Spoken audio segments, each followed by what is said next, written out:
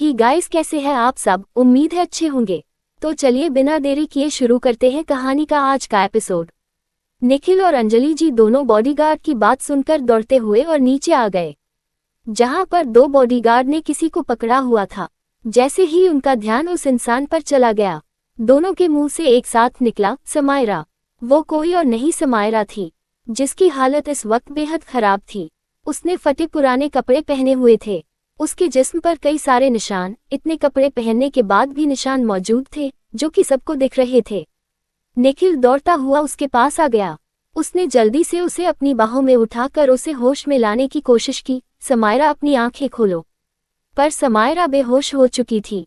उसने जल्दी से उसे गोद में लिया और उसे लेकर लिविंग रूम के ही कोने में बने एक रूम में लेकर आ गया। डॉक्टर, जो कि अशोक अग्रवाल को चेक कर रहे थे, अब वो समायरा को चेक कर रहे थे।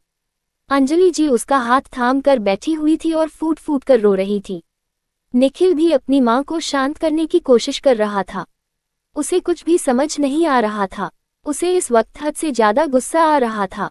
उसकी बहन की हालत इस वक्त बेहद खराब थी। डॉक्टर ने उसे पूरी तरह से चेक करते हुए कहा, आई थिंक आपको किसी फीमेल डॉक्टर को बुलाना चाहिए। उनके साथ शायद कुछ बहुत गलत हुआ है। मैं ये सब कुछ चेक नहीं कर सकता। डॉक्टर की बात का मतलब समझकर निखिल के हाथ की मुट्ठियां बन गई। वो जानता था कि डॉक्टर के कहने का क्या मतलब है, पर वो इस वक्त कुछ नहीं कर सकता था। उसने अपनी मां को शांत करते हुए कहा, मॉम शांत हो जाए, सब कुछ ठीक हो जाएगा। मैं हूं ना, मैं सब कुछ ठीक कर दूंगा। निखिल की बात सुनकर अंजलि जी ने आंसू भरी आंखों से उसकी तरफ देखते हुए कहा, क्या ठीक कर दोगे? सब कुछ खराब हो चुका है, सब कुछ बर्बाद हो चुका है। सब कुछ हमारी समायरा की जिंदगी बर्बाद कर दी उसने। हमारी समायरा की जिंदगी पूरी तरह से बर्बाद कर दी। मेरी बच्ची की जिंदगी, इतना क्या गलत किया था मेरी बच्ची ने? गुस्से में बस किडनैप किया था, पर वो मेरी बच्ची पर झूठ है, इल्जाम लगा रहा है। मुझे पता है, मेरी बच्ची किसी की जिंदगी बर्बाद करने की कोशिश नहीं कर सकती। अंजलि जी की बात सुनकर निखिल ने कुछ नहीं कहा। उसने घड़ी टाइम देखा। इस वक्त सुबह के 5:30 बज रहे थे। उसने अंजलि जी को शांत करते हुए कहा, मॉम जाकर सो जाए, बहुत लेट हो चुका है। अंजलि जी वहां से जाने के लिए तैयार नहीं थी। ऑलरेडी निखिल के सिर पर बहुत सारी जिम्मेदारियां थी, इसलिए उसने जबरदस्ती अंजलि जी को सोने के लिए भेज दिया और खुद अंजलि जी की जगह पर बैठकर समायरा के मौसम चेहरे को देखने लगा। उसका चेहरा देखकर कोई भी बता सकता था कि वो कितना ज्यादा हुई है। उसके चेहरे को देखा कर निखिल के दिल में निष्कर्ष के लिए नफरत बढ़ती जा रही थी। उसने गुस्से से कहा, जो कुछ भी किया तुमने उसका हर्जाना तुम्हें भुगतना होगा निष्कर्ष राणा। कहते हुए निखिल समायरा के चेहरे पर अपनी उंगलियां फेरी। उसकी बहन की हालत देखकर इस वक्त उसका दिमाग पूरी तरह से खराब हो चुका था। इसी तरह से बैठे बैठे सुबह का वक्त हो गया। सुबह सुबह ही डॉक्टर समायरा को चेक करने के लिए अग्रवाल मेंशन में आ गई। उसे चेक करने के बाद डॉक्टर ने कंफर्म किया कि समायरा का बेहद एग्रेसिव तरीके से कम 4 लोगों ने रेप किया है। वो वीडियो की एक झलक देखने के बाद निखिल जानता था कि उसकी बहन के साथ ये सब कुछ हुआ है, पर डॉक्टर के कंफर्म करने के बाद पूरी तरह से टूट गया। उसकी बहन चाहे कैसे भी क्यों ना हो, लेकिन उसकी लाडली बहन थी, उसकी छोटी बहन थी। निखिल इस वक्त अपनी आंखों को बंद करके चुपचाप बैठा हुआ था। डॉक्टर समायरा को चेक कर रही थी। उन्होंने उसे ग्लूकोज की बोतल चढ़ाकर निखिल की तरफ देखते हुए कहा, इनका बहुत ध्यान रखने की जरूरत है, वरना हो सकता है कि उनकी तबीयत बहुत ज्यादा खराब हो जाए। आप समझ रहे हैं ना मिस्टर अग्रवाल? निखिल ने बस अपना सिर हिला दिया। डॉक्टर ने अच्छे से समायरा को एग्जामिन किया और वहां से चली गई। डॉक्टर के जाने के बाद निखिल अपनी जगह से उठकर खड़ा हो गया। उसने समायरा के चेहरे को देखते हुए कहा, तुम्हारी आंखों से निकलने वाले हर एक आंसू का अंजाम उसे भुगतना होगा। जितना दर्द तुम्हें हुआ है, उससे 1000 गुना ज्यादा दर्द अब उसे महसूस कराऊंगा मैं। ये मेरा तुमसे वादा है, तुम्हारे भाई का तुमसे वादा है समायरा। कहते हुए निखिल ने समायरा के माथे पर किस कर लिया और वहां से बाहर चला गया।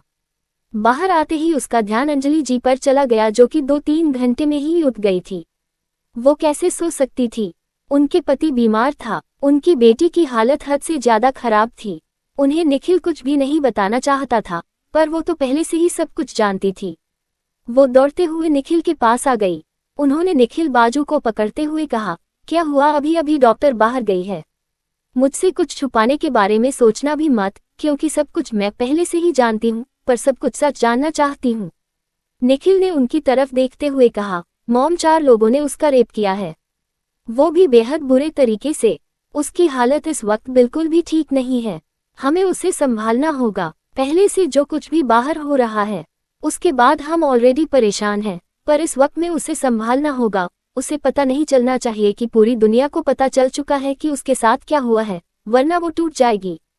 निखिल की बात सुनकर अंजलि जी ने आंसू भरी आंखों से उसकी तरफ देखकर अपना सिर हिला दिया। उन्होंने गुस्से से कहा, सब कुछ तुम्हारे पापा की गलती की वजह से हुआ है। उन्होंने किसी और की लड़की की जिंदगी खराब की थी और आज उनकी वजह से मेरी बेटी की जिंदगी खराब हो गई है। मैं तुम्हारे पापा को कभी माफ नहीं करूंगी, कभी भी नहीं। कहते हुए अंजलि जी अंदर चली गई। वहीं निखिल भी अपने बिजनेस को संभालने के लिए चला गया। वैसे भी वो वीडियो लीक होने के बाद उनके शेयर लगातार गिरते जा रहे थे, उनके क्लाइंट्स पीछे हट रहे थे, शेयर होल्डर्स अपने अपने शेयर बेच रहे थे। अगर इसी तरह से चला रहा तो अग्रवाल परिवार को डूबने से कोई नहीं बचा सकता था। निखिल अपने कॉन्टैक्ट का यूज करके जितना हो सकता था अपने बिजनेस को बचाने की कोशिश कर रहा था, क्योंकि वो जानता था कि अगर उसका बिजनेस मिट्टी में मिल गया तो वो कभी भी निष्कर्ष राणा से बदला नहीं पर ले पाएगा। वैसे भी वो पहले से ही निष्कर्ष राणा से काफी ज्यादा कमजोर था। ऊपर से अगर बिजनेस पर बर्बाद हो गया तो निष्कर्ष के सामने उसकी खड़ी होने की भी औकात नहीं रहेगी। इसलिए सबसे पहले वो अपना बिजनेस बढ़ाने के लिए अपने सीक्रेट दरवाजे से वहां से बाहर चला गया। दूसरी तरफ सुबह सुबह नूर उठ चुकी थी। उठते ही उसे अपने आप पर किसी की मजबूत पकड़ का एहसास हुआ। उसने गर्दन को टेढ़ा करके देखा तो निष्कर्ष उसके सीने में चेहरा छुपाकर सो रहा था। इस वक्त वो सोते हुए बहुत क्यूट लग रहा था। उसके बाल माथे पर बिखरे हुए थे। निष्कर्ष को देखकर नूर ने हल्के से उसके गालों को टच करते हुए कहा, कितने ज्यादा शैतान है ये और सोते हुए कितने प्यारे लग रहे हैं। ऐसा लग रहा है जैसे कोई मासूम सा बच्चा हो, पर हम ही जानते हैं कि ये मासूम सा बच्चा कितना ज्यादा खतरनाक और कितना ज्यादा डरावना है। कहते हुए नूर के होठों पर स्माइल आ गई। उसने हल्के से झुककर निष्कर्ष के गाल पर किस कर लिया। इस वक्त निष्कर्ष की आंखें खुल गई। नूर ने जैसे ही ये देखा वो घबराकर पीछे होने को हुई कि तभी निष्कर्ष ने उस पर अपनी पकड़ मजबूत करके उसे अपने करीब खींचते हुए कहा, सुबह सुबह अपने पति का फायदा उठाकर भागने के बारे में सोच रही हो लिटिल गर्ल? तुम्हें सच में लगता है कि मेरा फायदा उठाने के बाद तुम इस तरह से भाग सकती हो? निष्कर्ष की बात सुनकर नूर की आंखें बड़ी बड़ी हो गई। उसने मासूमियत से कहा, हमने कब आपका फायदा उठाया? हम तो बस आपको सुबह सुबह किस कर रहे थे, क्या हम आपको किस भी नहीं कर सकते?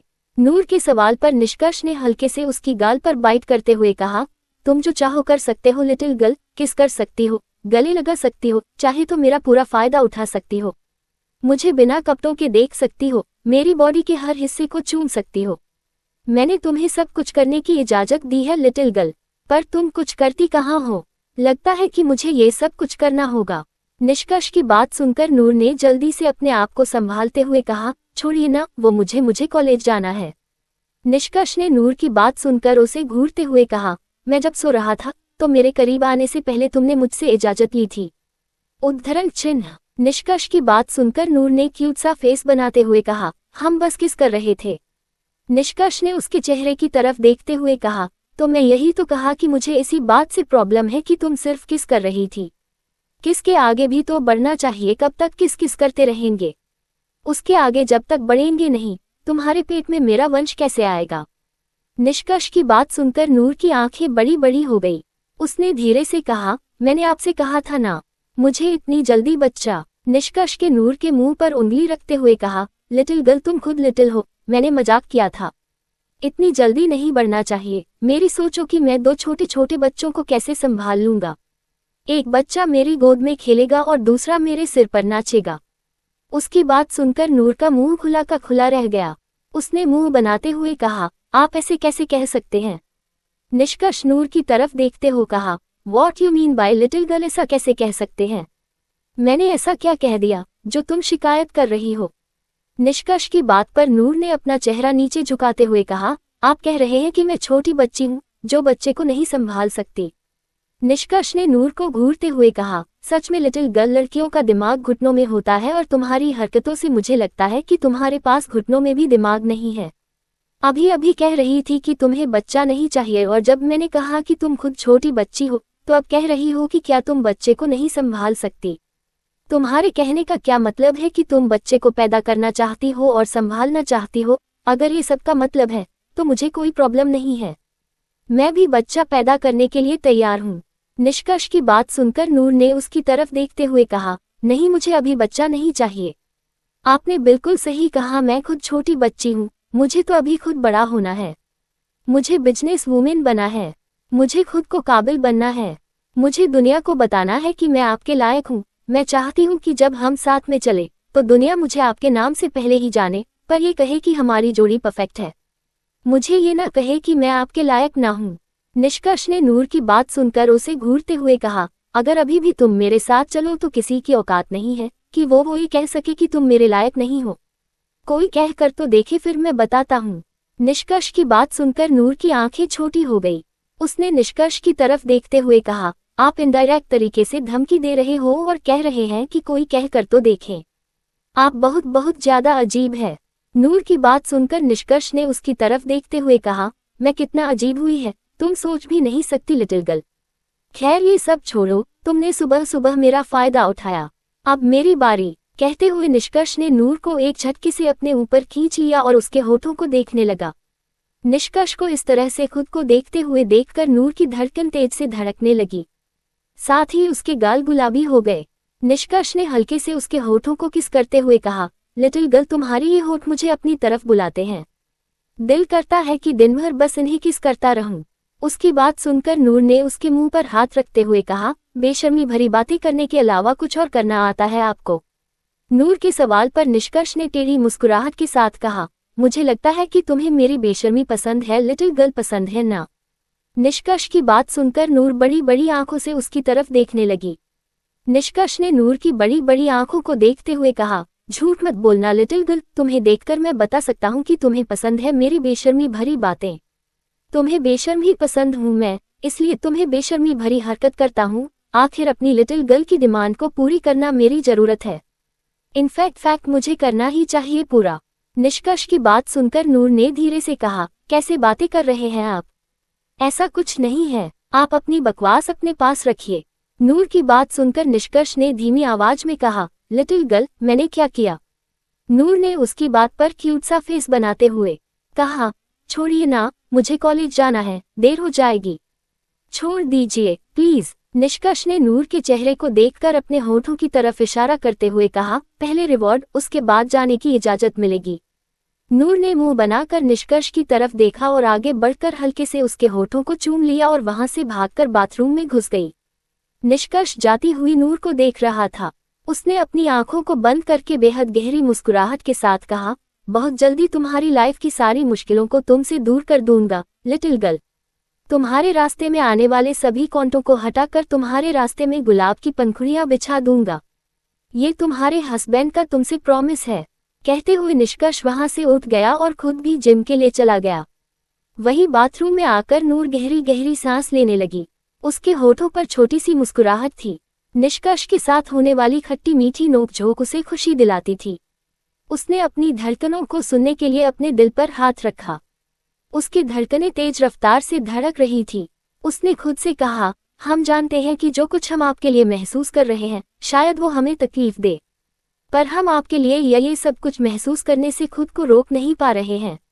बहुत कोशिश की खुद को रोकने की, पर शायद अब और नहीं रोक पाएंगे। दिल मान चुका है कि आपके बिना ये नहीं धड़क सकता। अब हम भी ये एक्सेप्ट कर चुके हैं। कहते हुए नूर मुस्कुराने लगी। उसने जल्दी से खुद को संभाला और नहाने लग गई। वैसे भी ऑलरेडी उसे उठने में भी देर हो चुकी थी, ऊपर से निष्कर्ष की हरकत की वजह से भी उसे देर हो गई थी, तो अब जितनी जल्दी हो सके उसे रेडी होना था। दूसरी तरफ सुकून भी अपने रूम में रेडी हो चुकी थी। वो मिरर के सामने खड़ी होकर मुस्कुराते हुए खुद को देख रही थी। आज उसने हमेशा की तरह जीन्स टॉप नहीं डाला हुआ था, बल्कि उसने एक सफेद कलर का अनारकली सूट डाला हुआ था जिसमें पिंक कलर के प्रिंटेड फूल बने हुए थे। उसने मिरर में खुद को देखा। इस वक्त वो बहुत प्यारी लग रही थी। बालों को उसने खुला छोड़ा हुआ था और कानों में बड़े बड़े झुमके पहने हुए थे, हाथ में चूड़ियां और पैरों में जूती। उसने खुद को देखकर मुस्कुराते हुए कहा, मिस्टर ठाकुर, आज आपकी जान ना ले ली तो मेरा नाम भी सुकून नहीं। आज आपको अच्छे से पता चलेगा कि सुकून चीज क्या है। कहते हुए सुकून मुस्कुराते हुए बाहर आ गई। जैसे ही उसने रूम के बाहर कदम रखा, अपने रूम से बाहर निकाला, वैभव, जो कि किसी से बात करते हुए बाहर आ रहा था, उसके हाथ से मोबाइल छूटकर नीचे गिर गया। साथ ही उसके मुंह से चीख निकल गई। उसकी चीख सुनकर सुकून ने घबरा कर पलट कर देखा तो वैभव को किसी मूर्ति की तरह खड़ा होकर अपनी तरफ देखते हुए देखकर वो हैरान हो गई। वैभव की चीख सुनकर विराट भी दौड़ता हुआ अपने रूम से बाहर आ गया। उसने वैभव से कहा, क्या हुआ? कहते हुए उसने अपना चेहरा ऊपर उठा कर देखा तो उसका ध्यान सुकून की तरफ चला गया। उसके मुंह से भी चीख निकल गई। उसे भी चिल्लाते हुए देखकर सुकून के चेहरे पर अजीब से एक्सप्रेशन आ गए। उन दोनों की चीख सुनकर सेकंड फ्लोर पर मौजूद सभी लोग वहां पर आ गए। सब लोग बस हैरानी के साथ सुकून की तरफ देख रहे थे। सुकून ने वैभव के पास आते हुए कहा, चिल्लाए क्यों, क्या हुआ आपको? सुकून की तरफ देखकर वैभव ने धीरे से कहा, मैं सपना देख रहा हूँ, मैं सपना ही देख रहा हूँ। ये सच हो ही नहीं सकता, ये बहुत खतरनाक वाला सपना है। ये सपना मेरी आंख खुलते ही पक्का टूट जाएगा, पक्का टूट जाएगा। उसे अजीब तरह से बात करते हुए देखकर सुकून ने कहा, आपका दिमाग खराब हो गया भाई, मुझे लगता है कि आपको डॉक्टर के पास जाने की जरूरत है। विराट भाई, वैभव भाई को लेकर डॉक्टर के पास चलिए। विराट, जो कि खुद सदमे में था, उसने सुकून की तरफ देखते हुए कहा, मैं भी सपना देख रहा हूँ। विराट को भी वैभव की तरह बात करते हुए देखकर सुकून ने पैर पटकते हुए कहा, अरे हुआ क्या है, अजीब अजीब सी बातें क्यों कर रहे हैं आप दोनों, कोई प्रॉब्लम है क्या? उन दोनों ने एक साथ कहा, तुम सुकून हो? सुकून ने अपने दोनों भाइयों की बात सुनकर पैर पटकते हुए कहा, नहीं, मैं उसका भूत हूँ। आपकी बहन कल रात को मर गई थी और अब मैं उसका भूत हूँ, तो यहाँ पर भटक रही हूँ। सुकून की बात सुनकर विराट और वैभव दोनों ने एक साथ गुस्से से कहा, सुकून। उन दोनों की गुस्से भरी आवाज सुनकर सुकून ने अजीब सा मुंह बनाते हुए कहा, अरे यार, मैं ही हूँ। इस तरह से रिएक्ट क्यों कर रहे हो, जैसे मैं कोई क्रिमिनल बनकर आई हूँ? सुकून की बात सुनकर दोनों ने एक साथ कहा, तूने आज पहली बार लड़कियों के कपड़े पहने हैं, मतलब तेरे पास ये भी कपड़े हैं? उन दोनों की बात सुनकर सुकून की आंखें छोटी हो गई। श्रेया जी, जो कि खुद अपनी बेटी को लड़कियों के कपड़े में देखकर हैरान थी, उन्होंने सुकून के पास आते हुए कहा, तू लड़कियों के कपड़े पहनकर तैयार हुई है? मुझे यकीन नहीं हो रहा है। अपनी माँ की बात सुनकर सुकून ने उनकी तरफ देखते हुए कहा, मॉम प्लीज, इस तरह से भी बात मत कीजिए। वैसे भी लड़कियों के कपड़े पहनने में क्या इतराज है, इतने अच्छे तो हैं। मैंने सोचा कि मैं भी अब से ऐसे ही कपड़े पहनूंगी। क्या अच्छी नहीं लग रही मैं, जो आप लोग ऐसे रिएक्ट कर रहे हैं? सुकून की बात सुनकर श्रेया जी ने मुस्कुराते हुए कहा, तुम बहुत बहुत बहुत ज्यादा प्यारी लग रही हो, पर आज तक तुमने इस तरह से कपड़े नहीं पहने, इसलिए हम में से किसी को यकीन नहीं हो रहा है कि तुमने सच में इंडियन ड्रेस पहनी हुई है। बस इसलिए इस तरह से रिएक्ट कर रहे थे। अपनी माँ की बात सुनकर सुकून ने मुंह बनाते हुए कहा, अच्छा, तो सीधा सीधे कहना था ना, इस तरह से रिएक्ट कर रहे हो आप लोग। मैं खुद हैरान परेशान हो गई कि मैंने ऐसा क्या कर दिया जो आप लोग इस तरह से रिएक्ट कर रहे हैं। अब तो कोई प्रॉब्लम नहीं है, सब कुछ सही है। वैसे बताए कि मैं कैसी लग रही हूँ? सुकून की बात सुनकर श्रेया जी ने मुस्कुराते हुए कहा, अभी अभी तो कहा कि बहुत प्यारी, हमेशा ऐसे कपड़े पहना करो। इंडियन ड्रेस में तुम बहुत बहुत प्यारी लगती हो। अपनी माँ के मुंह से तारीफ सुनकर सुकून खुश हो गई। उसने वैभव और विराट की तरफ देखते हुए कहा, पागलों की तरह बर्ताव करना बंद कीजिए। आपका मोबाइल टूटा नहीं है, उठा लीजिए भाई। कहते हुए वो अदा से अपने बालों को झटक कर नीचे चली गई। वैभव और विराट ने एक साथ कहा, हमारी बहन लड़की बन गई। कहते हुए वो दोनों भी हंसते हुए नीचे आ गए। वहीं नीचे गीतांजलि जी भी सुकून को देखकर हैरान थी। उन्होंने हैरानी से कहा, लड़कियों के कपड़े पहनना सीखी गई तू? मुझे तो लगा था कि मेरे मरने से पहले तुझे लड़कियों के कपड़े में नहीं देख पाऊंगी। गीतांजलि जी की बात सुनकर सुकून ने मुस्कुराते हुए कहा, डोंट वरी, मैंने आपके मरने से पहले ही आपकी इच्छा पूरी कर दी। मेरी प्यारी दादी माँ, लड़कियों के कपड़ों में देख लिया आपने मुझे, अब मर सकती है आप सुकून से। सुकून की बात सुनकर गीतांजलि जी ने दांत पीसते हुए कहा, क्या कहा? गीतांजलि जी की गुस्से भरी आवाज सुनकर सुकून ने मासूम सा चेहरा बनाते हुए कहा, मजाक कर रही हूँ दादी माँ, मजाक कर रही हूँ। इतना गुस्सा करने की क्या जरूरत है? कहते हुए सुकून पाउट बनाकर जाकर सोफे पर बैठ गई। उसी वक्त उसे निष्कर्ष और नूर नजर आए जो कि नीचे आ रहे थे। नूर को देखकर सुकून के होठों पर मुस्कुराहट आ गई। नूर ने निष्कर्ष की तरफ देखकर धीरे से कहा, अब तो नीचे उतार दीजिए, सच में सब लोग मजाक उड़ा रहे हैं। प्लीज प्लीज प्लीज प्लीज, सच में आपकी वजह से सब हमें बच्चे समझने लगेंगे। निष्कर्ष ने नूर की तरफ देखा और हल्के से उसके कानों में कहा, तो रात को जो कहूंगा वो करने के लिए तैयार हो। अगर तुम मेरी बात मानोगी तो मैं भी तुम्हारी बात मानूंगा। निष्कर्ष की बात सुनकर नूर डर तो गई कि आखिर निष्कर्ष क्या करवाएगा, पर ऑप्शन कुछ न होने की वजह से उसने बस अपना सर हिला दिया। निष्कर्ष ने भी नूर को नीचे उतार दिया। नूर जल्दी से जाकर सुकून के बगल में बैठ गई। उसने सुकून की तरफ देखकर हैरानी से कहा, तूने इंडियन कपड़े पहन लिए, कहीं तूने तो वो मेरा सूट नहीं चुराया ना, क्योंकि मेरे पास ऐसा सूट था। नूर के सवाल पर सुकून दांत दिखाने लगी, क्योंकि सच तो यही था। सुकून के पास कोई भी इंडियन सूट नहीं था, उसके पास तो सिर्फ लड़कों वाले कपड़े थे। सुकून के दांत को देखकर नूर ने मुंह बनाते हुए कहा, मेरा फेवरेट सूट था, पर वैसे तुझ पर बहुत अच्छा लग रहा है। मैं तो कहती हूँ मेरे सारे कपड़े ले जा, पर तू ऐसे ही कपड़े पहन, कितनी प्यारी लगती है। अब देखना कैसे लड़के तेरे पीछे लाइन लगाकर पीछे पीछे घूमते हैं, दीवानों की तरह। नूर की बात सुनकर सुकून ने मुस्कुराते हुए कहा, मुझे किसी दीवाने की जरूरत नहीं है, मैं किसी की दीवानी हूँ, बस मुझे उसकी जरूरत है। सुकून की बात सुनकर नूर ने आराम से कहा, क्या कहा तुमने? नूर के चेहरे के एक्सप्रेशन देखकर सुकून ने जल्दी से अपने आप को संभाल कर मुस्कुराते हुए कहा, मजाक कर रही थी यार, मजाक कर रही थी। अब चल जल्दी से ब्रेकफास्ट करके कॉलेज के लिए निकलते हैं। वैसे भी पिछले हफ्ते जो तमाशा हुआ था उसके बाद हम कॉलेज नहीं गए, अब कॉलेज जाना चाहिए। तेरी किडनैपिंग के बाद भी बहुत कुछ हो गया था। नूर ने सुकून की तरफ देखकर अपना सर हिला दिया और अपनी जगह से उठकर खड़ी हो गई। निष्कर्ष ने उसके हाथ को पकड़ा और उसे लेकर डाइनिंग टेबल के पास आ गया। इस बार उसने नूर को जबरदस्ती गोद में नहीं बैठाया, पर उसने नूर की कुर्सी को अपने करीब खींच लिया और हमेशा की तरह अपने हाथों से उसे खिलाने लगा। निष्कर्ष नूर को खिला रहा था और नूर चुपचाप उसके हाथों से खा रही थी। वहीं उन दोनों को देखकर सुकून इमेजिन कर रही थी कि जब विहान इसी तरह से उसे अपने हाथों से खिलाएगा तो वो दोनों कितने प्यारे लगेंगे।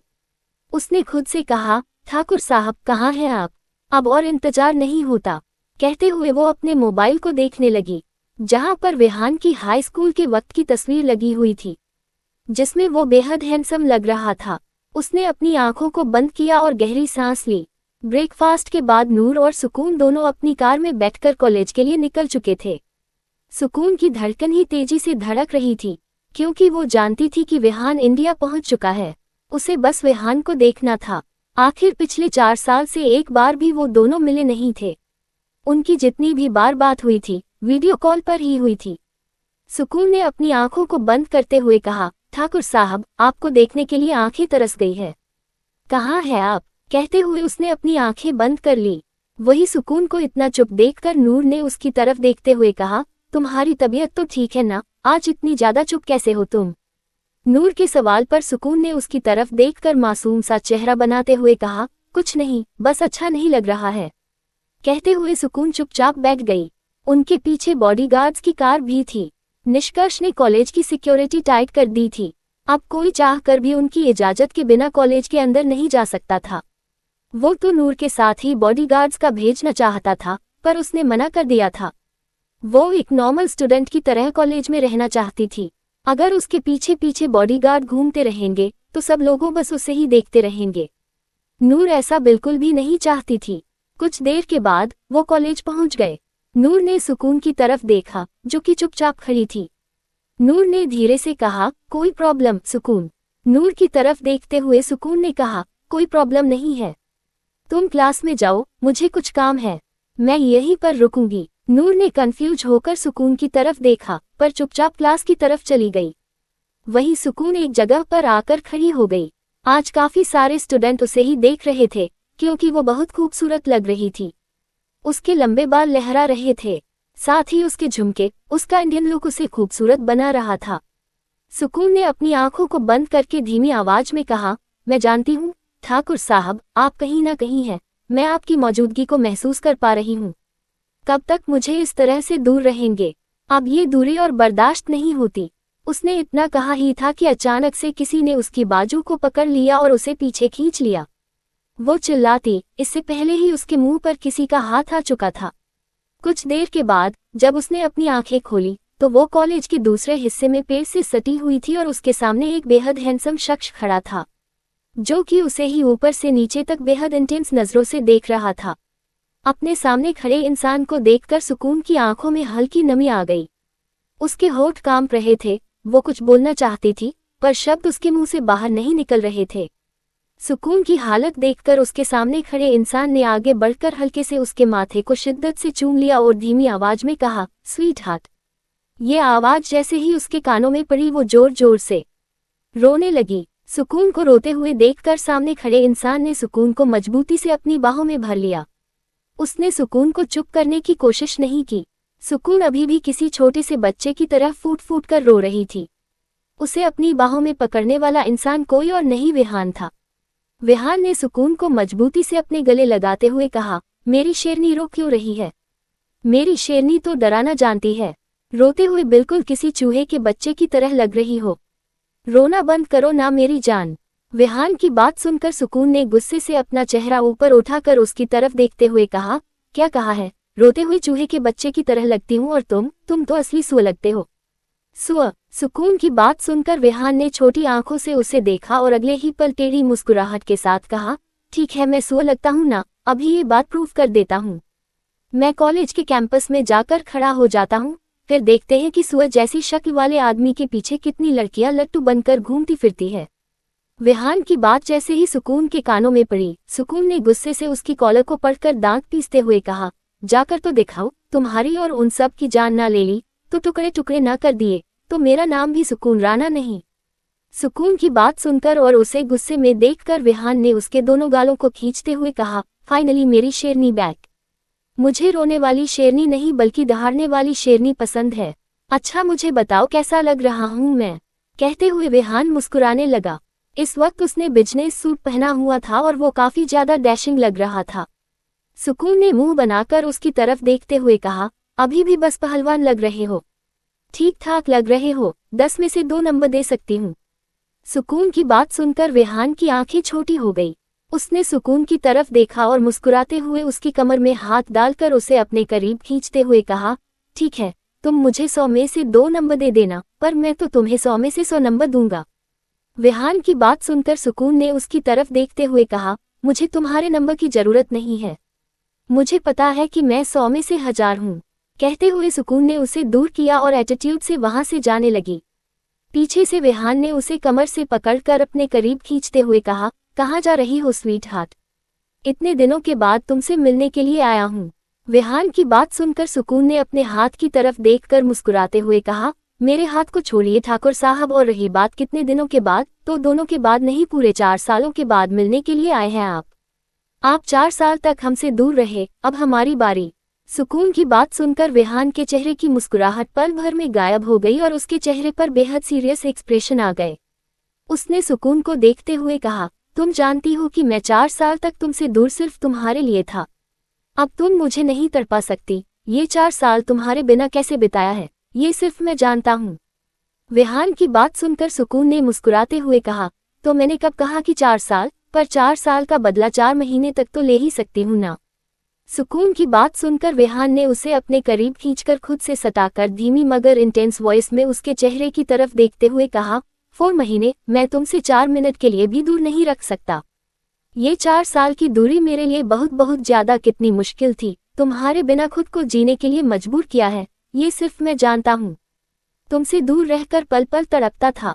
भूलो मत कि हाई स्कूल के टाइम से मेरी दीवानी बन के घूमती थी तुम। अब जब फाइनल में वापस आ चुका हूँ तो तुम नखरे कर रही हो।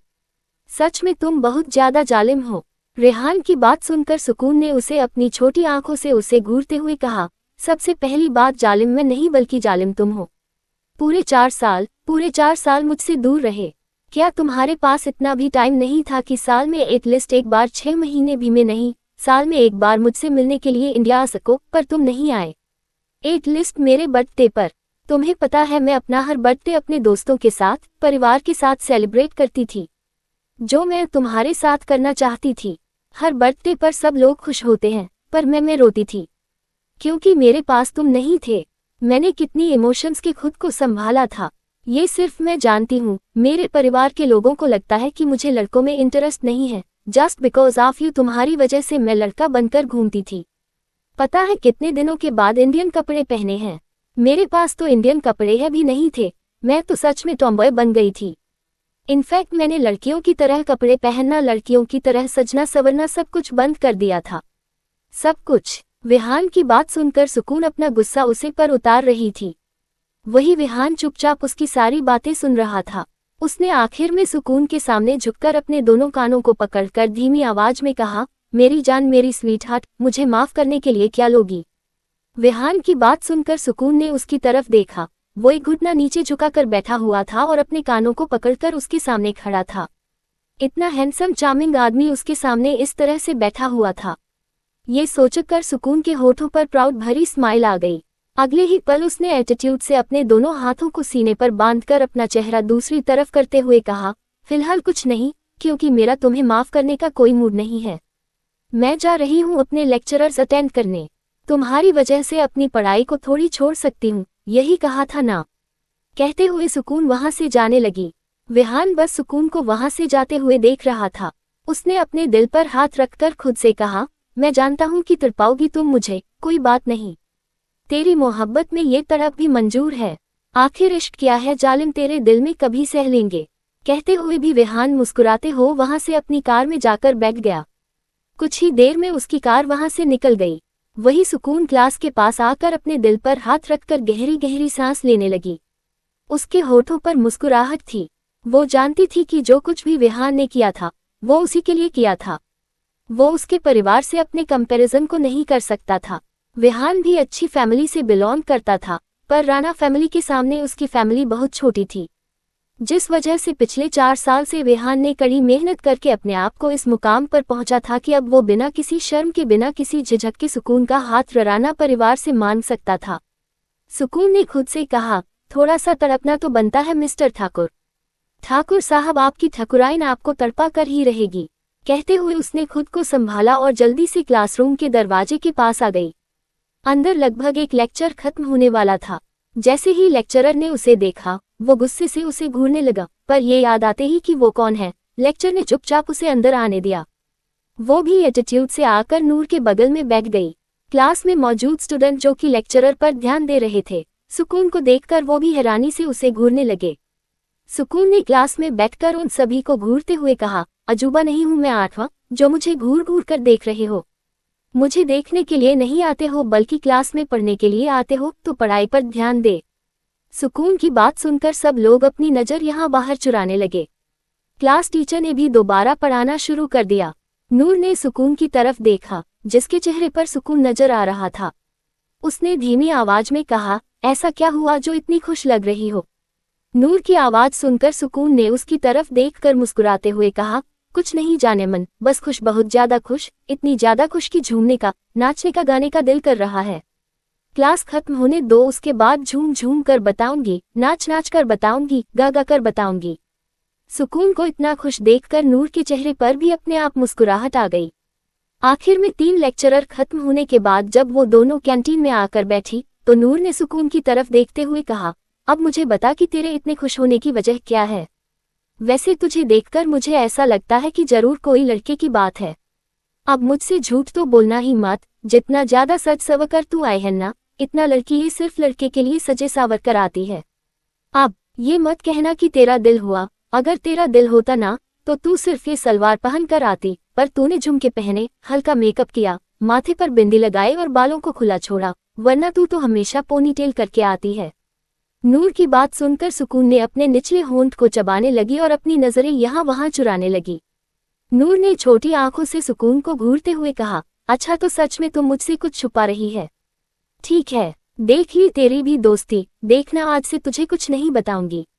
कुछ भी नहीं, सारी बातें मैं भी छुपाऊंगी, फिर पूछती रहना, तू कितनी भी बार पूछेगी ना, मैं तुझे कुछ नहीं बताऊंगी। कुछ भी नहीं, चाहे फिर कुछ भी क्यों ना हो जाए। नूर की बात सुनकर सुकून ने क्यूट सा फेस बनाते हुए कहा, नूर सुन तो। नूर ने अपना चेहरा दूसरी तरफ करते हुए कहा, मैं तुझसे नाराज हूं और अब ये नाराजगी इतनी आसानी से खत्म नहीं होने वाली। हमने तो बचपन में प्रॉमिस किया था ना कि हम दोनों एक दूसरे से सारी बातें शेयर करेंगे। पर तूने सारी बातें शेयर नहीं की, बल्कि तूने सारी बातें छुपाए और तुझे लगता है कि मैं तुझे माफ कर दूंगी, तो तू बिल्कुल गलत सोच रही है। मैं ना तुझे माफ करूंगी, ना तेरे साथ बात करूंगी। अब हम दोनों की एक बीच में कट्टी हो चुकी है। नूर की बात सुनकर सुकून ने उसकी तरफ देखकर प्यार से कहा, प्लीज नूर, सुन तो ले, मुझे खुद नहीं पता था कि क्या हो रहा है मेरे साथ। ये बात 4 साल पहले की है, जब मैं हाई स्कूल में थी। तुझे याद है हमारा सीनियर जो हमसे 4 साल बड़ा था, विहान ठाकुर। विहान ठाकुर का नाम सुनते ही नूर बड़ी बड़ी आंखों से हैरानी से उसकी तरफ देखने लगी। नूर की तरफ देखकर सुकून ने नर्वस होते हुए कहा, देख, ऐसे घूर कर मत देख अपनी ये ब्राउन ब्राउन आंखों से। मुझे पता है कि जब तू घूरती तो बहुत खूबसूरत लगती है, पर फिलहाल मुझे डरावनी लग रही है। उसके साथ ही मेरा चक्कर चला था 4 सालों से, पर वो मुझे छोड़कर चला गया था, इसलिए मुझे कुछ भी समझ नहीं आ रहा था। इसलिए मैंने तुझे भी ये बात छुपाई। प्लीज प्लीज प्लीज मुझे माफ कर दे। आज फाइनली 4 साल के बाद वापस आ चुका है और मैं उसी के लिए सज धज कर आई थी। सुकून लगातार बोलते जा रही थी। वही उसकी बात सुनकर नूर की आंखें लगातार बड़ी बड़ी होती जा रही थी। नूर ने आखिर में अपने मुंह पर अपने दोनों हाथ रखते हुए कहा, I can't believe, Vihaan Thakur जो स्कूल की सभी लड़कियों का क्रश था, वो तेरा बॉयफ्रेंड है। सच बोल रही है ना तू? झूठ नहीं बोल रही है ना? नूर की बात सुनकर सुकून ने मुंह फुलाते हुए कहा, तेरा दिमाग खराब है। मैं झूठ क्यों बोलूंगी? वो मेरा भी क्रश था। शायद तुझे पता नहीं है, पर वो तो मुझे पहले से पसंद था और मैंने तो उसे पहले ही प्रपोज कर दिया था और उसने तो मेरे प्रपोजल को एक्सेप्ट भी कर लिया। कहते हुए सुकून ने अपने दोनों हाथों को अपने चेहरे पर रख लिया।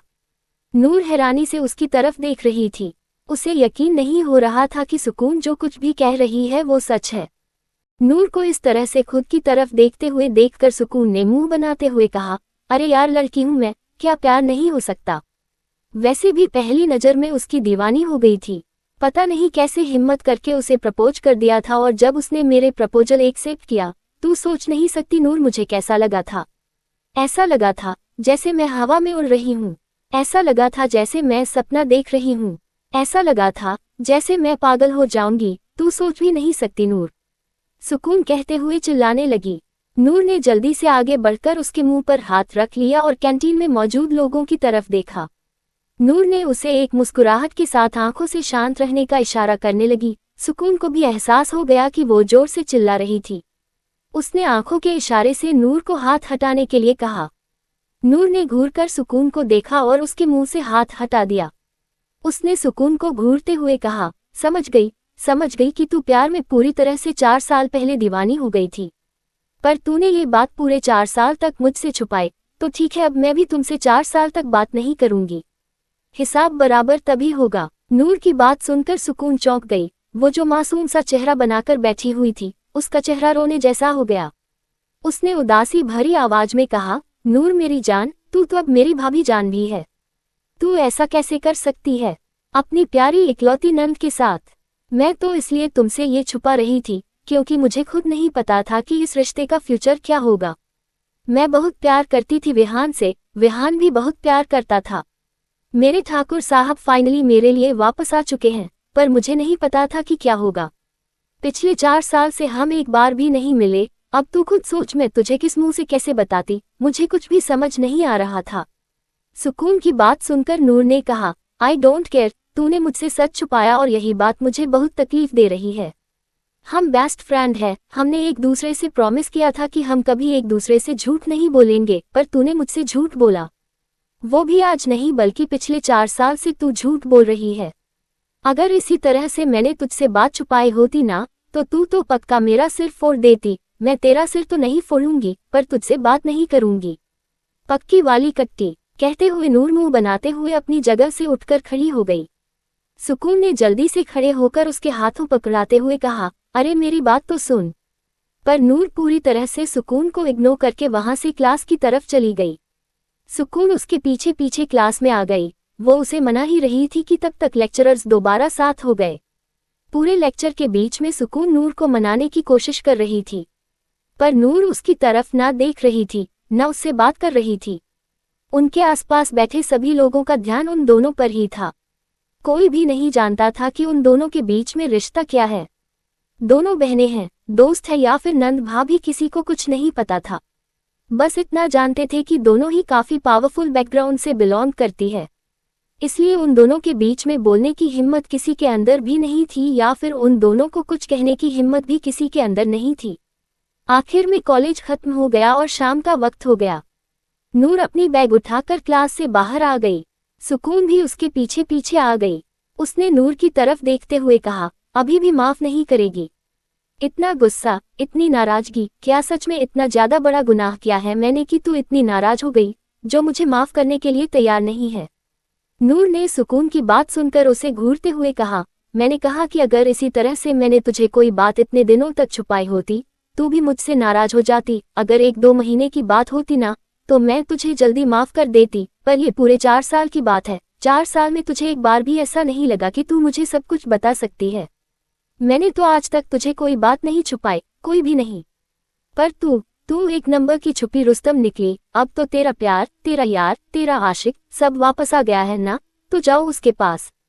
तुझे मेरी कोई जरूरत नहीं है, पक्की वाली कट्टी। कहते हुए नूर मुंह बनाते हुए कार में जाकर बैठ गई। उसके बैठते ही कार वहां से स्टार्ट हो गई। ये देखकर सुकून की आंखें बड़ी बड़ी हो गई। उसने चिल्लाते हुए कहा, नूर मुझे छोड़कर जा रही है? उसके इतना कहते ही ड्राइवर ने कहा, मैडम आपकी कार। सुकून ने पलट कर देखा तो वहां पर उन्हें सुबह छोड़ने जो कार आई थी वो मौजूद थी। उसने गुस्से से कहा, इस लड़की ने अपने लिए दूसरी कार मंगवाई थी। इतना ज्यादा गुस्सा कौन करता है? तुझे तो मैं मना कर ही रहूंगी। कहते हुए वो मुंह फुलाकर कार के अंदर जाकर बैठ गई। वहीं नूर अपनी कार में बैठकर अपने मुंह पर हाथ रखकर अपनी हंसी कंट्रोल करने की कोशिश कर रही थी। वो नाराज नहीं थी, पर कहीं न कहीं उसे बुरा लगा था, क्योंकि बचपन से लेकर आज तक उसने सुकून को अपनी सारी बातें बताई थी। चाहे फिर वो उसकी माँ के लेकर हो या फिर किसी भी चीज को लेकर, उसकी लाइफ में उसकी माँ के अलावा कोई और था ही नहीं। उसकी माँ के अलावा वैभव, विराट और सुकून तीनों ही थे जो उसके बचपन से लेकर अब तक के दोस्त थे, इसलिए वो अपनी सारी बातें उन तीनों से शेयर करती थी और सबसे ज्यादा तो सुकून से। आखिर सुकून एक लड़की भी थी और दोनों के बीच की बॉन्डिंग भी काफी स्ट्रांग थी। वो मुस्कुराते हुए खिड़की से बाहर देख रही थी। सुकून की बातें सुनकर उसके होठों पर छोटी सी मुस्कुराहट आ गई। उसने खुद से कहा, कॉलेज में, स्कूल में प्यार करना क्या होता है ये तो मुझे नहीं पता, पर शायद मुझे प्यार क्या होता है ये जरूर पता है। कहते हुए उसकी आंखों के सामने निष्कर्ष का चेहरा घूमने लगा। उसका चेहरा याद करने भर से ही नूर के गाल गुलाबी हो गए। उसने जल्दी से खुद को संभाला और अपनी आंखों को बंद करके लेट गई। कुछ देर के बाद उसकी कार मेंशन के सामने आकर रुकी। नूर जल्दी से कार का दरवाजा खोलकर तेजी से दौड़ते हुए ऊपर अपने रूम में आ गई। रूम में आकर उसने अपने दिल पर हाथ रखकर अपने आप को नॉर्मल करने की कोशिश करने लगी। कुछ देर के बाद खुद को रिलैक्स करने के बाद नूर बाथरूम की तरफ जाने लगी। वो बाथरूम की तरफ जा ही रही थी कि उसे लगा जैसे उसने कुछ देखा। उसने पलट कर देखा तो बेड पर बैठे इंसान को देखकर वो घबराकर 2 कदम पीछे हट गई। अगले ही पल उसने छोटी आंखों से बेड पर बैठे हुए निष्कर्ष को देखा। इतनी जल्दी आप ऑफिस से आ ही नहीं सकते। ऑफिस मेरी दूसरी सौतन है और लैपटॉप भी। आप मेरी दूसरी सौतन को छोड़कर आ ही नहीं सकते। नूर मुंह बनाते हुए खुद से बात कर रही थी। नूर की बात सुनकर बेड पर बैठा हुआ निष्कर्ष अपनी जगह से उठकर खड़ा हो गया और धीमे कदमों से चलता हुआ नूर की तरफ अपने कदम बढ़ाने लगा। नूर अभी भी अजीब अजीब सा मुंह बनाकर बड़बड़ा रही थी। तभी निष्कर्ष ने आगे बढ़कर उसकी कमर में हाथ डालकर उसे अपने करीब खींचते हुए कहा, क्या कहा लिटिल गर्ल, मेरा ऑफिस और मेरा लैपटॉप तुम्हारी सौतन है? मुझे तो पता ही नहीं था कि मेरी नूर जहां ने अपने लिए सौतन भी ढूंढ लिया है। निष्कर्ष के हाथों को अपनी कमर पर महसूस करके नूर की आंखें बड़ी बड़ी हो गई। अचानक से उसे एहसास हुआ कि वो जो समझ रही थी कि वो सपना देख रही है, बल्कि वो सपना नहीं बल्कि सच था। निष्कर्ष सच में उसकी आंखों के सामने था। नूर की बड़ी बड़ी आंखों को देखकर निष्कर्ष ने उसके बालों को कान के पीछे करते हुए कहा, व्हाट हैपन मेरी नूर जहां, क्या तुम्हें यकीन नहीं हो रहा कि मैं तुम्हारे सामने हूँ? निष्कर्ष की आवाज सुनकर नूर ने धीमी आवाज में कहा, राणा साहब आप इतनी जल्दी कैसे आ गए? नूर के मुंह से राणा साहब सुनकर निष्कर्ष ने उसकी तरफ देखकर टेढ़ी मुस्कुराहट के साथ कहा, तुम जानबूझकर इस तरह से मुझे बुलाती हो ना, ताकि मैं अपना कंट्रोल लूज करके तुम्हें पूरी तरह से खाने पर टूट पड़ूं। निष्कर्ष की बात सुनकर नूर की आंखें बड़ी बड़ी हो गई। उसने निष्कर्ष के मुंह पर अपना हाथ रखते हुए कहा, कैसे बेशर्मी भरी बातें कर रहे आप? निष्कर्ष ने नूर की तरफ देखा और उसके हाथ को अपने मुंह से हटाकर बेहद इंटेंस नजरों से उसे देखते हुए कहा, तुम्हारा पति हूँ, तुमसे बेशर्मी भरी बातें नहीं करूंगा तो किससे करूंगा? तुम क्या चाहती होगी मैं किसी और के साथ ये सारी बातें करूं? अगर तुम्हें कोई प्रॉब्लम नहीं है तो मुझे भी। निष्कर्ष ने इतना कहा ही था कि नूर ने गुस्से से उसके मुंह पर हाथ रखते हुए कहा, कैसी बातें कर रहे हैं आप? मुझे गुस्सा मत दिलाए, वरना सच में आपसे कभी बात नहीं करूंगी। नूर की बात सुनकर निष्कर्ष ने उसे अपने करीब खींचते हुए कहा, तुम तो गुस्सा हो गई लिटिल गर्ल। निष्कर्ष की बात सुनकर नूर ने मुंह फुलाते हुए कहा, आप बातें ये ऐसे कर रहे हैं कि मुझे गुस्सा आ रहा है, और जब मुझे गुस्सा आता है ना तो मैं बहुत ज्यादा नाराज हो जाती हूँ, और अगर एक बार मैं नाराज हो गई ना तो आप चाहकर भी मुझे नहीं मना पाएंगे, इसलिए इस तरह के बकवास मत कीजिए। अब छोड़िए मुझे। कहते हुए नूर निष्कर्ष को धक्का देने लगी। निष्कर्ष ने नूर की कमर में हाथ डालकर उसे अपने को और करीब खींचते हुए कहा, मैं भी थोड़ी देर पहले ही ऑफिस से आया हूँ लिटिल गर्ल, अभी तक मैं भी फ्रेश नहीं हुआ और तुम्हें भी फ्रेश होना है, तो अब जब हम दोनों को ही फ्रेश होना है तो मुझे लगता है कि अलग अलग जाकर बाथरूम का टाइम और पानी वेस्ट करने से बेहतर हम दोनों को एक साथ जाकर फ्रेश हो जाना चाहिए। निष्कर्ष की बात सुनकर नूर की आंखें बड़ी बड़ी हो गई। उसने निष्कर्ष को धक्का देते हुए कहा, अपनी बेशर्मी बंद कीजिए। कहते हुए नूर भागकर बाथरूम के अंदर घुस गई। नूर को जाते हुए देखकर निष्कर्ष टेढ़े तरीके से मुस्कुराने लगा। उसने खुद से कहा, तुम सच में बहुत ज्यादा क्यूट हो लिटिल गर्ल, अभी भी बहुत ज्यादा लिटिल। कहते हुए निष्कर्ष खुद गेस्ट रूम के बाथरूम में नहाने के लिए चला गया। वहीं नूर बाथरूम में शर्माते हुए अपने आप को संभालने की थी। उसने खुद से कहा, आज मुझे ऐसा क्यों लग रहा है? ऐसा लग रहा है जैसे मैं अपने किसी क्रश या अपने किसी लवर से मिल रही हूँ। वो तो मेरे पति है। अपने पति से इतना कौन शर्माता है? Noor you have to control yourself. Sukoon और विहान दोनों गर्लफ्रेंड बॉयफ्रेंड है, पर तू और राणा जी दोनों गर्लफ्रेंड बॉयफ्रेंड नहीं बल्कि हस्बैंड वाइफ है। तुझे हमसे शर्माने की क्या जरूरत है? पर उनकी हरकतें भी तो बेशर्मी भारी है, तू चाह कर भी खुद को शर्माने से नहीं रोक सकती। नूर खुद से ही बातें कर रही थी। कुछ देर बाद खुद को शांत करके नूर फ्रेश होकर बाहर आ गई। अभी तक निष्कर्ष रूम में नहीं आया था। नूर ने खुद से कहा, ये कहाँ चले गए? कहीं नाराज तो नहीं हो गए? पर उनकी पर्सनैलिटी नहीं लगती नाराज होने वाली, पर हो भी सकते हैं। वैसे भी ये बहुत ज्यादा अनप्रेडिक्टेबल है, कब क्या कर दे खुद पता नहीं होता। कहते हुए नूर खुद से बात कर रही थी। तभी उसे निष्कर्ष की आवाज सुनाई दी, क्या सोच रही हो लिटिल गर्ल? निष्कर्ष की आवाज सुनकर नूर ने अपना चेहरा ऊपर उठाकर देखा तो निष्कर्ष क्लोजेट से बाहर आ रहा था। उसने कंफर्टेबल कपड़े पहने हुए थे और इस वक्त वो बहुत हैंडसम लग रहा था। निष्कर्ष को देखकर नूर के मुंह से अपने आप निकल गया, कोई इतना हैंडसम कैसे हो सकता है? नूर की बात सुनकर और उसके कम्प्लीमेंट को सुनकर निष्कर्ष के चेहरे पर टेढ़ी मुस्कुराहट आ गई। उसने नूर की तरफ अपने कदम बढ़ाते हुए कहा, कोई इतना हैंडसम कैसे हो सकता है? ये मैं नहीं बता सकता, पर मैं इतना हैंडसम क्यों हूँ ये मैं तुम्हें जरूर बता सकता हूँ। उसकी बात तो नूर के कानों में गई ही नहीं। वो तो अपने हैंडसम पति को घूरने में बिजी थी। अब तक निष्कर्ष नूर के पास आ चुका था। उसने नूर के करीब आकर धीमी आवाज में कहा, लिटिल गर्ल मैं तुम्हारे पास हूँ, अब तो घूरना बंद कर दो। निष्कर्ष की बात सुनकर नूर की आंखें बड़ी बड़ी हो गई। उसने जल्दी से अपने आप को संभालते हुए कहा, मैं बस मतलब ऐसे ही। कहते हुए नूर अपनी नजरें चुराने लगी। निष्कर्ष ने नूर के चेहरे की तरफ देखते हुए कहा, नजरें क्यों चुरा रही हो लिटिल गर्ल? तुम्हारा ही हूँ पूरा का पूरा। कपड़ों के साथ क्या तुम मुझे बिना कपड़ों के देखोगी तो भी मुझे कोई प्रॉब्लम नहीं है, पर वो दिन आएगा कब लिटिल गर्ल? निष्कर्ष की बात सुनकर नूर ने जल्दी से उसके मुंह पर हाथ रखते हुए कहा, ऐसी बात मत कीजिए, मुझे अजीब सा लगता है। निष्कर्ष ने नूर के चेहरे की तरफ देखकर बेहद इंटेंस वॉइस में कहा, तुम्हें अजीब क्यों लगता है लिटिल गर्ल? निष्कर्ष की ऐसी आवाज सुनकर नूर की हार्टबीट तेज हो गई, साथ ही उसकी सांसें ऊपर नीचे होने लगी। उसने कांपती हुई आवाज में कहा, वो बस ऐसे ही। निष्कर्ष ने नूर के गालों पर अपनी उंगलियां चलाते हुए कहा, ऐसे ही से क्या मतलब है लिटिल गर्ल, बताओ मुझे। कहते हुए निष्कर्ष ने नूर के गालों को चूम लिया। नूर ने अपने हाथों की मुट्ठी बना ली और अपनी आंखों को मजबूती से बंद कर लिया। निष्कर्ष ने अपना चेहरा ऊपर उठाकर देखा तो नूर के मासूम से चेहरे को देखकर उसके होठों पर अपने आप मुस्कुराहट आ गई। उसने हल्के से नूर के कमर में हाथ डाला और उसे अपने पास खींचते हुए कहा, आखिर कब तक मुझे इंतजार कराओगी लिटिल गर्ल? बताओ मुझे। निष्कर्ष की बात सुनकर नूर ने अपनी आंखों को खोलकर उसकी तरफ देखकर मुंह बनाते हुए कहा, जब तक कहते हुए नूर चुप हो गई। निष्कर्ष ने नूर के चेहरे की तरफ देखते हुए कहा, तुम्हें दिया हुआ टाइम खत्म हो चुका है लिटिल गर्ल, अब मैं और नहीं रुकने वाला। निष्कर्ष ने जैसे ही ये कहा नूर की धड़कनें तेजी से धड़कने लगी। उसे ऐसा लग रहा था जैसे उसका दिल उसके सीने से उछलकर बाहर आ जाएगा। निष्कर्ष ने नूर के चेहरे की तरफ देखते हुए कहा, मेरी नूर जहां बनने के लिए तुम्हें मेरा होना होगा, हमेशा हमेशा के लिए अपने राणा साहब का होना होगा। क्या तुम मेरे करीब आने से डरती हो या फिर तुम्हें मैं पसंद नहीं हूँ लिटिल गर्ल? बोलो। मैं जानता हूँ कि मैं बहुत अजीब हूँ, बहुत अतरंगी हूँ, पर मैं कभी नहीं बदल सकता, कभी भी नहीं। मेरी यही पर्सनैलिटी है। तुम्हें मेरी ऐसी पर्सनैलिटी को एक्सेप्ट करके मेरे साथ रहना होगा, मेरी बनके रहना होगा। निष्कर्ष की बातें नूर के कानों में गूंज रही थी।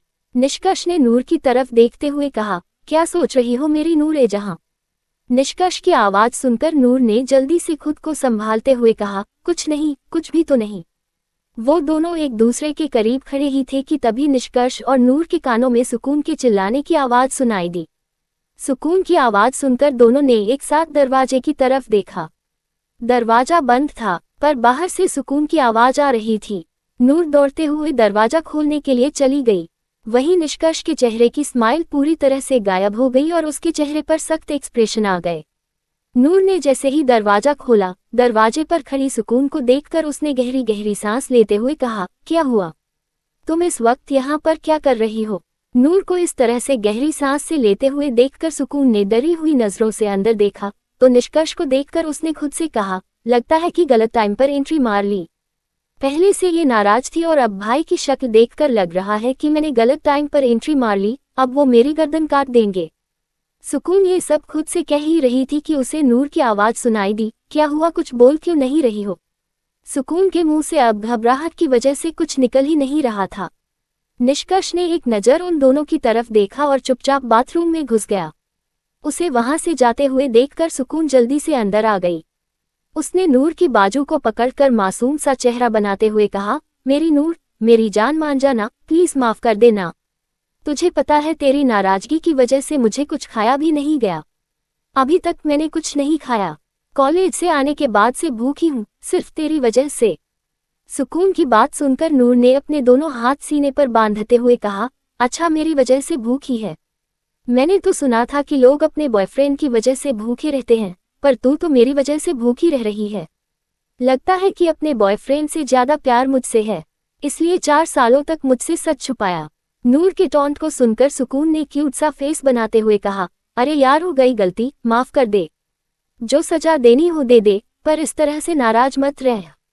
तुझे पता है कि तेरे नाराजगी की वजह से मुझे तकलीफ होती है। ऐसा लगता है जैसे मैं सांस नहीं ले पा रही हूँ। सुकून की बात सुनकर नूर ने मुस्कुराते हुए कहा, एक नंबर की झूठी है तू, ऐसा कुछ भी नहीं है, तू बस नौटंकी कर रही है ताकि मैं मान जाऊं, पर मैं मानने वालों में से नहीं हूं। आखिर तूने मुझे हर्ट किया है। बचपन से लेकर आज तक मैंने सारी बातें तुझे बताई, पर तूने क्या किया? मेरे ट्रस्ट को पूरी तरह से तोड़ दिया, पूरी तरह से। अब मुझसे एक्सपेक्ट कर रही है कि मैं तुझे माफ कर दूं। माफी तो तुझे इतनी जल्दी नहीं मिलेगी, इसलिए चली जा यहाँ से।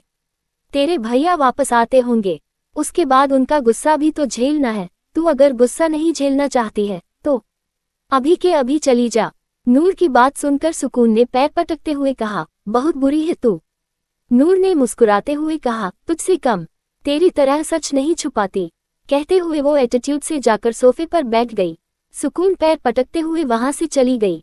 सुकून के जाते ही नूर ने मुस्कुराते हुए कहा, इतनी जल्दी माफी नहीं मिलेगी मेरी जान। उसके इतना कहा था कि उसे निष्कर्ष की आवाज सुनाई दी, लिटिल गर्ल इधर आओ। निष्कर्ष की आवाज सुनकर नूर ने अपना चेहरा ऊपर उठाकर देखा तो बाथरूम के दरवाजे पर निष्कर्ष खड़ा होकर उसे ही देख रहा था। निष्कर्ष को देखते ही नूर की आंखें फटी की फटी रह गई। निष्कर्ष ने अपनी शर्ट को निकाल दिया था और अपने 8 पैक्स के साथ खड़ा होकर उसे ही देख रहा था। नूर को खुद को घूरते हुए देखकर निष्कर्ष ने अपनी छोटी आंखों से उसे घूरते हुए कहा, मुझे बाद में घूर लेना लिटिल गर्ल, पहले अंदर आओ। जितनी जल्दी हो सके मेरे पास आओ। निष्कर्ष की बात सुनकर नूर की सांसें ऊपर नीचे होने लगी। उसने घबराते हुए कहा, आपके पास क्यों आना है? देखिए मैं ऐसी वैसी हरकतें नहीं करने वाली और मुझे बहुत काम है। कहते हुए नूर वहां से जाने लगी। निष्कर्ष ने तेज आवाज में चिल्लाते हुए कहा, देखो लिटिल गर्ल, अगर खुद से नहीं आए तो मुझसे बुरा कोई नहीं होगा। निष्कर्ष की बात सुनकर नूर के कदम उसकी जगह पर ही रुक गए। उसने पलट कर देखा तो निष्कर्ष उसे ही देख रहा था। नूर ने खुद से कहा, चल बेटा नूर। कहते हुए वो धीमे कदमों से चलती हुई निष्कर्ष के पास आ गई। निष्कर्ष ने नूर की तरफ देखते हुए कहा, जाओ और जितने जल्दी हो सके रेडी हो जाओ। कहते हुए निष्कर्ष ने एक फ्लट स्माइल के साथ नूर की तरफ देखा और बाथरूम के अंदर चला गया। वही नूर मुंह खोलकर निष्कर्ष को जाते हुए देखने लगी। उसने खुद से कहा, इतनी सी बात कहने के लिए अपने पास बुलाने की क्या जरूरत थी, हमें तो लगा। कहते हुए उसके गाल गुलाबी हो गए। उसने खुद से कहा, उन्होंने कुछ नहीं किया, पर हम क्यों बेशर्मी भरी बातें सोच रहे हैं। कहते हुए नूर जल्दी से वहां से क्लोजेट में भाग गई। कुछ देर के बाद में नूर रेडी हो चुकी थी। उसने एक पिंक कलर की फ्रॉक पहनी हुई थी जो कि उसके घुटनों से नीचे आ रही थी। उसने मिरर में खुद को देखकर मुस्कुराते हुए कहा, मैं तो बिल्कुल बाबी डॉल की तरह लग रही हूँ।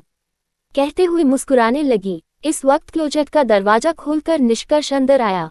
उसने सिर्फ कमर पर तौलिया लपेटा हुआ था। उसने नूर से कुछ नहीं कहा और चुपचाप अपने कपड़े बदलने लगा। नूर का ध्यान मिरर से निष्कर्ष की तरफ ही था। उसकी हॉट अट्रैक्टिव बॉडी को देखकर नूर का गला सूख रहा था। उसने खुद से कहा, क्या ये जानबूझकर मुझे सेड्यूस कर रहे हैं? आप ये बहुत गलत कर रहे हैं राणा साहब, अगर कंट्रोल छूट गया तो आपकी इज्जत लूट लूंगी। नूर के दिमाग में इस वक्त काफी अजीब अजीब ख्याल आ रहे थे। इस वक्त वो बिल्कुल किसी हवसी लड़की की तरह निष्कर्ष को इंटेंस नजर से घूर रही थी। निष्कर्ष की नजरें भी नूर पर ही बनी हुई थी। उसने अपनी शर्ट की बटन लगाते हुए कहा, लिटिल गर्ल, मुझे इस तरह से घूरना बंद करो। छूना चाहती हो, क्या करना चाहती हो, महसूस करना चाहती हो तो मेरे करीब आ जाओ। इस तरह से दूर से अपनी आंखें क्यों देख रही हो? निष्कर्ष की आवाज जैसे ही नूर के कानों में पड़ी, उसने अपने मुंह पर हाथ रखते हुए कहा, कितने बेशर्म है ये। कहते हुए नूर वहां से भागने का रास्ता ढूंढने लगी। निष्कर्ष ने नूर के पास आकर उसे अपने पास खींचते हुए कहा, हम बाहर जा रहे हैं डिनर के लिए। निष्कर्ष की बात सुनकर नूर के चेहरे पर स्माइल आ गई। उसने बस अपना सिर हिला दिया। निष्कर्ष उसे गोद में उठाने ही वाला था कि नूर ने क्यूट सा फेस बनाते हुए कहा, प्लीज पैर है, चलने दीजिए ना।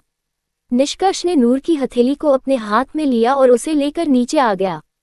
वो दोनों सीढ़ियों से नीचे उतर रहे थे और एक परफेक्ट कपल की तरह लग रहे थे।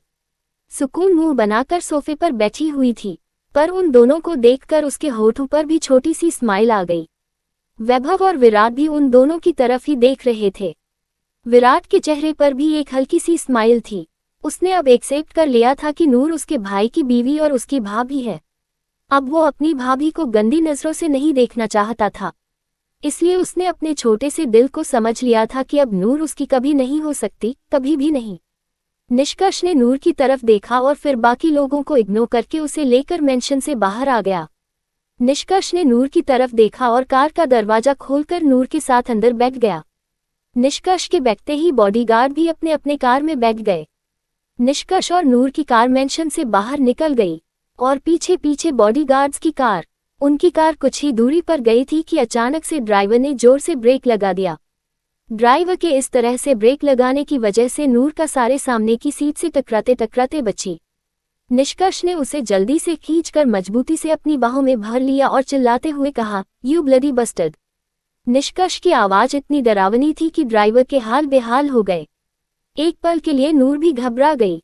उसने जल्दी से अपना चेहरा ऊपर उठाकर निष्कर्ष कहा, सब कुछ ठीक है, आप शांत हो जाए। निष्कर्ष ने नूर की तरफ देखते हुए कहा, लिटिल गर्ल यहीं पर बैठी रहो।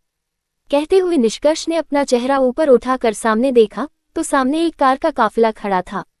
निष्कर्ष की बात सुनकर नूर ने कहा, कहाँ जा रहे हैं आप? उसने इतना कहा ही था कि निष्कर्ष कार से बाहर आ गया। उसने अंदर से कार का दरवाजा बंद कर दिया था। नूर ने खिड़की से देखा तो उसे एक जाना पहचाना चेहरा नजर आया। उसके मुंह से धीरे से निकाला, मिस्टर अशोक अग्रवाल। कहते हुए उसके चेहरे पर नफरत और आंखों में गुस्सा नजर आने लगा। उसने दरवाजा खोलने की कोशिश की पर दरवाजा लॉक था। उसने ड्राइवर की तरफ देखकर चिल्लाते हुए कहा, कार का दरवाजा लॉक है, इसे अनलॉक करो। ड्राइवर ने नूर की बात सुनकर घबराते हुए कहा, मैडम बॉस कार का दरवाजा लॉक करके गए हैं, मैं कुछ नहीं कर सकता। नूर ने चिल्लाते हुए कहा, मैंने कहा दरवाजा अनलॉक करो। नूर इतनी जोर से चिल्लाई थी कि बेचारे ड्राइवर ने निष्कर्ष के डर को भूलकर कार का दरवाजा अनलॉक कर दिया। नूर ने जैसे ही महसूस किया, वो दरवाजा खोलकर बाहर आ गई। वहीं निष्कर्ष अपने दोनों हाथ पैर की पॉकेट में डालकर सामने खड़े अशोक अग्रवाल को घूर रहा था। अशोक अग्रवाल ने निष्कर्ष को घूरते हुए कहा, तुमने हमारा पूरा बिजनेस बर्बाद करने का प्लान किया है ना? आखिर क्या बिगाड़ा है मैंने तुम्हारा? जो कुछ भी था मेरा और उस लड़की का था। मैंने उससे कहा था कि बच्चा एबॉर्ट कर दे, पर उसने नहीं किया। इसमें मेरी क्या गलती? मैंने पैसे भी ऑफर किए थे उसे। अशोक अग्रवाल ने इतना कहा ही था कि पीछे से उसे नूर के चिल्लाने की आवाज सुनाई दी, यू ब्लडी बस्टर्ड, तेरी इतनी औकात नहीं कि तुम मेरी मां को खरीद सके। नूर की आवाज कान में पड़ते ही अशोक अग्रवाल ने अपना चेहरा ऊपर उठाकर देखा। नूर को वहां पर देखकर वो हैरान हो गए। इस वक्त नूर हद से ज्यादा गुस्से में लग रही थी। उसने अपनी मां का दर्द, अपनी मां की तकलीफ देखी थी। उसकी मां अकेले में रोती रहती थी।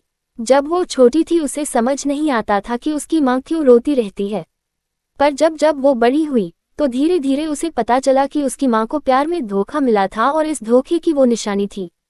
उसकी मां को तो उससे नफरत करनी चाहिए थी, पर उसकी मां ने उसे अपने दिल से अपने सीने से लगा कर रखा। अपनी जिंदगी जीने का इकलौता सहारा समझकर उसके साथ जिया। नूर सब कुछ याद कर रही थी। इस वक्त उसकी आंखों में नमी और चेहरे पर गुस्सा भी था। वही अशोक अग्रवाल नूर को देखकर कुछ बोल ही नहीं पा रहे थे। नूर को देखकर निष्कर्ष ने उसकी कमर में हाथ डालकर उसे अपने करीब खींचते हुए कहा, शांत हो जाओ मेरी नूर जहां। कुत्तों पर भौंकने से हमारा स्टैंडर्ड नीचे गिर जाता है।